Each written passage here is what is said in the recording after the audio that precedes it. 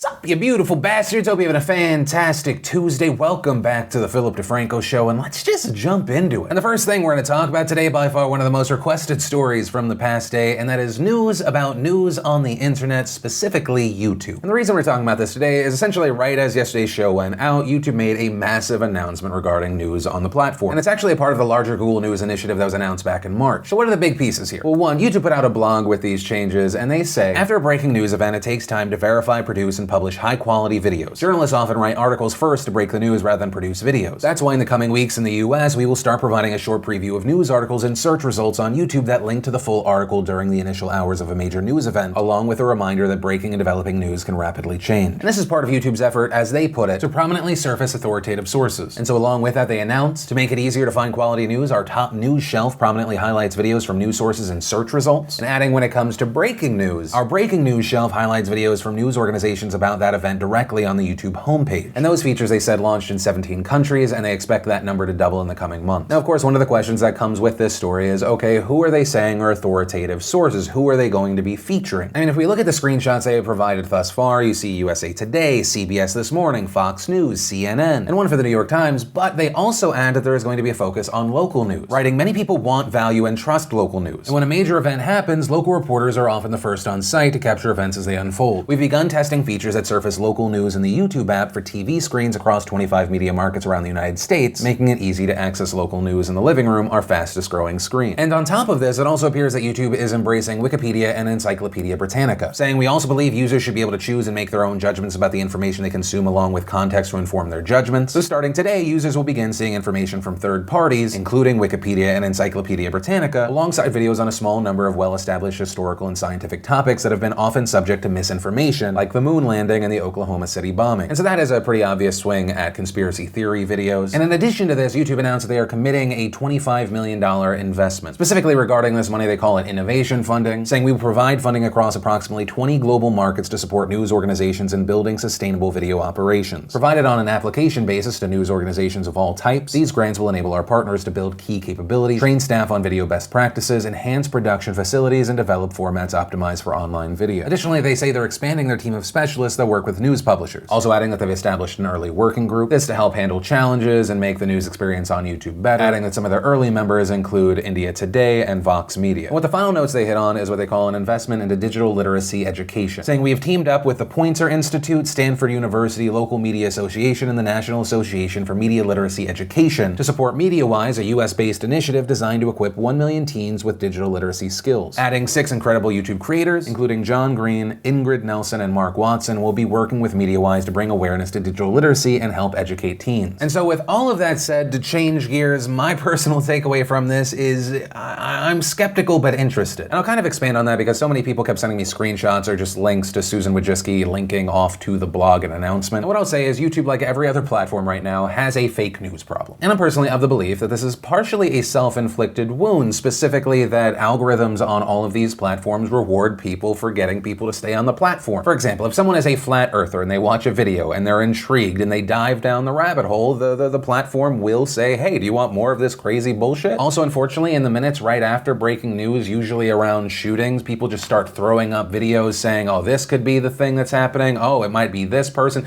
Things that haven't been verified yet. But because those people were first to the story, people start searching for that story, they essentially end up getting rewarded. So we look at YouTube's announcements here and we go, okay, so they're trying to deal with those issues. But I, like many others, am intrigued and also skeptical of who they choose to be authoritative sources. Regarding featuring local news more prominently, yes, please do not make it just the YouTube TV app. Also, unfortunately, a note that I have to make because of YouTube's branding, I'm saying the app for YouTube for TVs and not the app YouTube TV. If anyone should be getting featured more prominently on the platform across the board, it is local news. But regarding the other guys, the big guys, I am skeptical and nervous. As someone who is independent trying to talk about news, it feels like yet another hurdle that pushes our content further down. It feels like the prominent featuring of organizations that do not have a lot of public trust. That said, for transparency's sake, after this announcement was made, I was contacted by YouTube. I obviously hope for the best to come out of those conversations. I am one voice, but hopefully I can throw in some opinions for the others. Right, some input from organizations that aren't MSM or don't have previous deals with YouTube like YouTube TV and the Young Turks. But of course, the big thing to note there, I am not involved yet.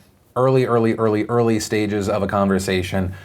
hopefully some good comes out of it. But we'll see. And I'll pass the question off to you. What are your thoughts about this move? Do you think it makes sense? Do you see this as a potential win? Or no, do you think this is a bad move on their part? They should have been more hands-off? Or actually maybe even a third option, do you think that they were kind of screwed either way? Screwed if they didn't do something because people would say, why don't you care? Or screwed if they did something because people would say, oh, you're skewing it, trying to control the truth. Let me know what you think. But from that, I want to share some stuff I love today. And today, an awesome brought to you by Postmates. And Postmates, for those that don't know, is the fantastic delivery on-demand app. You want something from your favorite restaurant, you want something from the store, boom, just open up the app, they'll deliver it to your house, your office, your wherever. And if you're one of the people that have been like, Postmates isn't in my area, they actually just expanded to 100 more new cities. It is the ultimate time saver and convenience. And if you are a new customer, go to postdefranco.com, download the app, and then make sure you enter in promo code PhillyD so they give you $100 in free delivery credit. And the first bit of awesome today is actually just a shout out to my buddies over at the Valley Folk. It's a channel and group composed of the 4 OG SourceFed hosts. They just released the first episode of a show they're testing called Your Show. And I don't have anything to do with the channel, the content, anything like that, but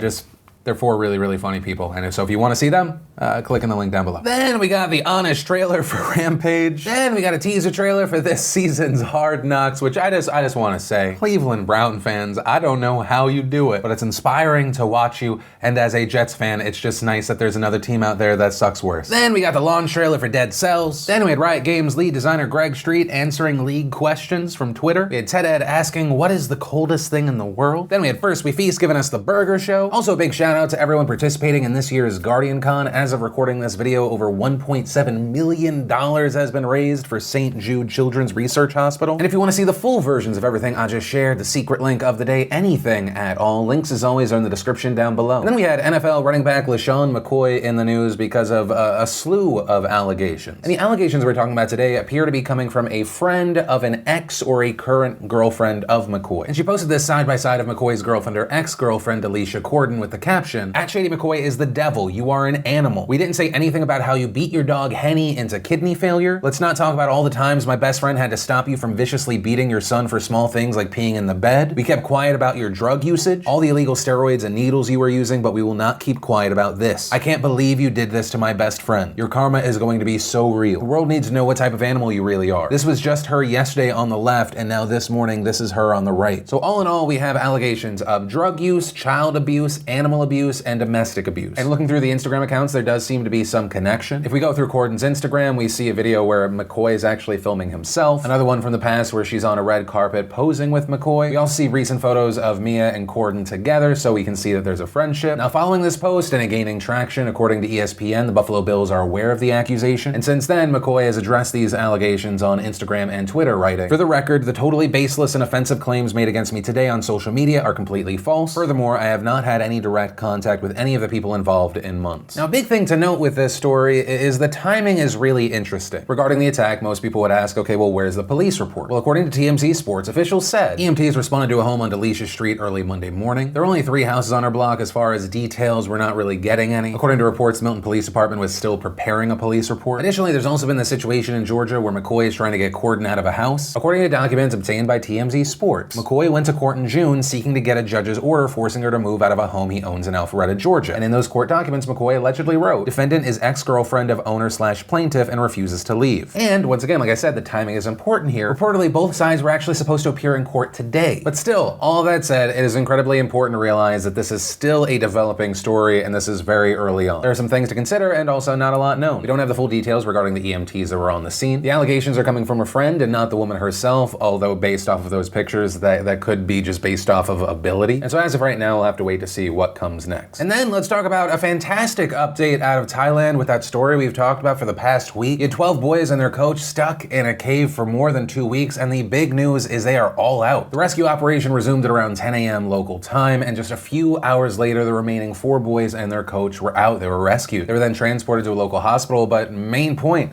they all got out. This is amazing news. It's so many people come together to save these kids that at a time the situation seemed pretty hopeless. And since this is probably the last time that we will talk about this story on this show, I did want to note and remember one thing, and that is of course again former Thai Navy SEAL Saman Kunan, who died in his attempt to help rescue these boys. His sacrifice and the risk that all of these people took to help someone they didn't even know. It's those actions and these moments that make me feel like maybe we'll be all right as a species. Maybe good can thrive in an otherwise unforgiving world. And I think that's a note that I want to leave with that story. And then let's talk about President Trump's nominee for Supreme Court Justice, which actually, before we even move forward on this, I just need to say that I have never quite felt more like I was just part of the reality show that is the United States of America than yesterday when the White House official Twitter account released kind of a hype video for the announcement.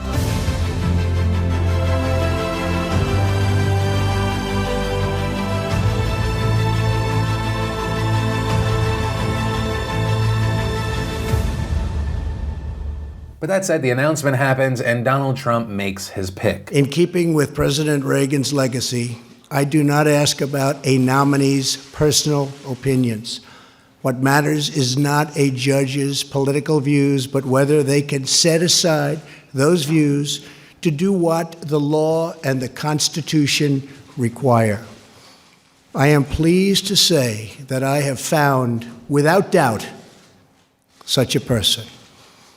Tonight, it is my honor and privilege to announce that I will nominate Judge Brett Kavanaugh to the United States Supreme Court. And that man who I like the reveal. He comes in right after his name was announced like he's the new Bachelor. And actually to introduce him like he's on The Bachelor, that is Brett Kavanaugh, a 53-year-old federal appeals court judge who loves the Constitution as much as he loves coaching his children's sports teams. Also, he is considered by some experts to, if he is approved, would end up being one of the 3 most conservative justices on the Supreme Court. But that said, that's kind of painting Kavanaugh with a broad brush. And so we kind of have to look at individual topics as well as things that he's done or said in the past. And one of the things you'll hear a lot about is his investigations of and around Bill Clinton. In 1994, he was hired by independent counsel Ken Starr. This to investigate the death of President Bill Clinton's deputy counsel Vincent Foster. He also investigated Bill Clinton himself regarding the Monica Lewinsky scandal. And that's actually a thing of note because after he kind of looked back at how that investigation unfolded, he gave this quote, saying, "Even the lesser burdens of a criminal investigation, including preparing for questioning by criminal investigators, are time-consuming and distracting. Like civil suits, criminal investigations take the president's focus away from his or her responsibilities to the people. And a president who is concerned about an ongoing criminal investigation is almost inevitably going to do a worse job as president." And so while Kavanaugh there seems to be referencing what happened with Bill Clinton, people are obviously pointing to the current situation of the Mueller investigation. Then, of course, one of the big questions is where does Kavanaugh stand regarding abortion, specifically Roe v. Wade? And here people have been mainly looking at 2 different instances. And the first instance comes from 2006 during his confirmation hearing. And we see this interaction between Senator Chuck Schumer and Kavanaugh. Do you consider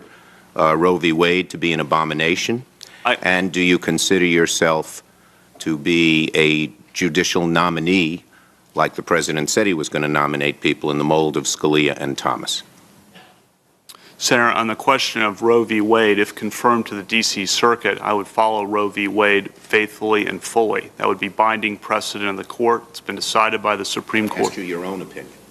And I'm saying if I were confirmed to the D.C. Circuit, Senator, I would follow it. It's been reaffirmed many times, including in Planned Parenthood versus... I understand, but what is your opinion? You're not on the bench yet. You've talked about these issues in the past to other people, I'm sure.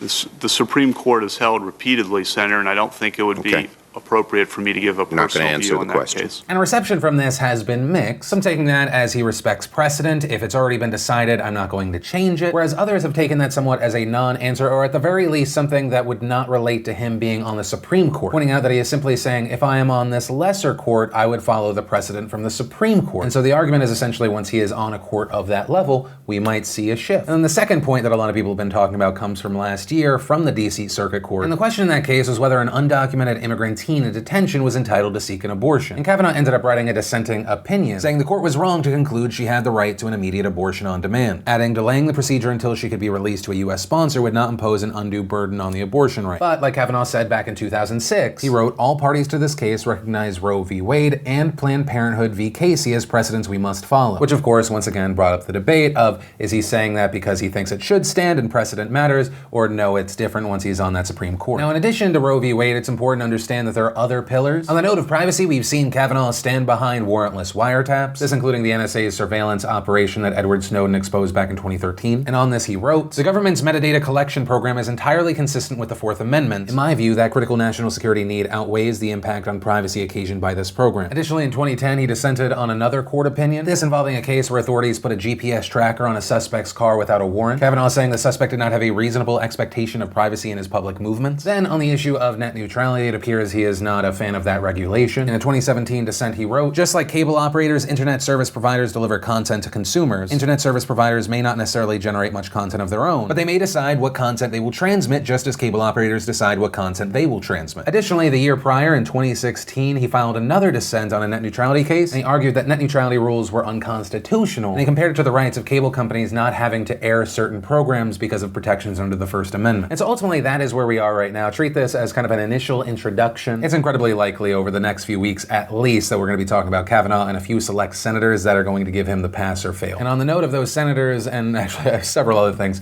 it's going to be very interesting to watch what happens. And that's where we're going to end today's show. And of course, remember, if you like this video or the daily videos on this channel, hit that like button, subscribe, ring that bell if you haven't already. Also, if you missed yesterday's Philip DeFranco show, you want to catch up, you can click or tap right there to watch that. But with that said, of course, as always, my name is Philip DeFranco. You've just been filled in. I love yo faces, and I'll see you tomorrow.